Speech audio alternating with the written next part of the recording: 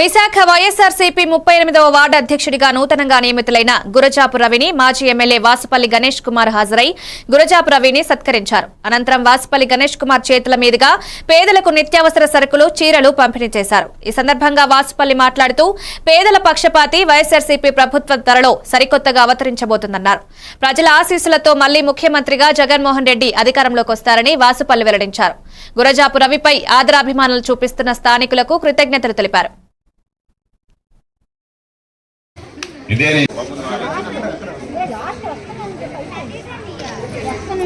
కానీ జగన్మోహన్ రెడ్డి గారు ఒక నమ్మకం, చంద్రబాబు నాయుడు ఒక మోసం. ఇదే నేను ముందు నుంచి చెప్తా ఉన్నాను. ఆ వాస్తవం గ్రహించడానికి మీకు సంవత్సరం కాలం పట్టింది.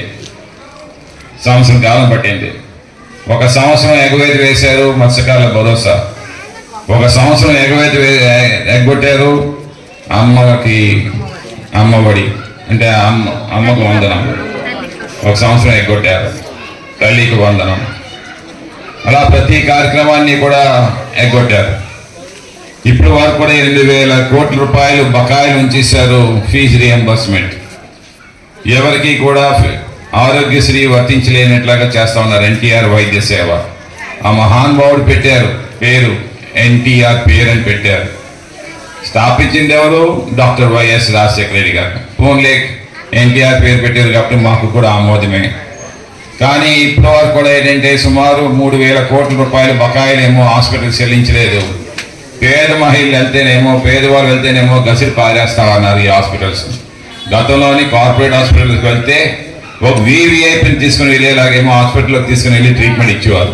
ఇప్పుడు ఆ పరిస్థితి లేదు. ఇవన్నీ కూడా మనం చూస్తా ఉన్నాం కల్లారా. అరే పాలిచ్చే ఆవుని తన్నుకున్నాము, తన్నే దొనపోతను తెచ్చుకున్నాము ఇంటికి అని చెప్పేసి. సో ఆ రకంగా ఉందన్నమాట.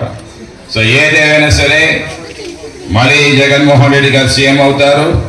ఇంకొక 20 సంవత్సరాలు అతన్ని ఎవరు కూడా దరిదాపుల్లోకి కూడా రాలేరని చెప్పి నేను తెలియజేస్తా ఉన్నాను.